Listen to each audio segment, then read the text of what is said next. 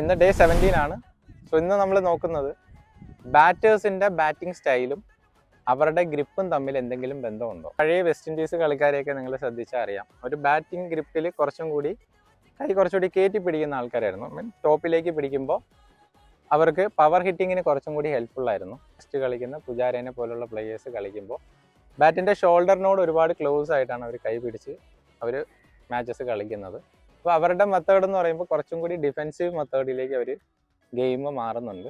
So ഇപ്പോൾ Virat കോഹ്ലിയൊക്കെ KL രാഹുലൊക്കെ ചെയ്യുന്നത് പോലെ both hand middle of the handle എന്ന് പറയുന്നതാണ് ഐഡിയൽ ബാറ്റിംഗ് ഗ്രിപ്പ് എന്ന് പറയുന്നത്.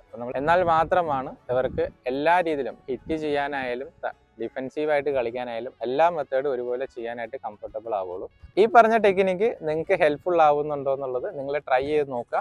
എന്നിട്ട് നിങ്ങളുടെ ഫീഡ്ബാക്ക് കമൻറ്റിൽ അറിയിക്കാവുന്നതാണ്. സോ നെക്സ്റ്റ് വീഡിയോയുമായിട്ട് അടുത്ത ദിവസം വരുന്നതായിരിക്കും.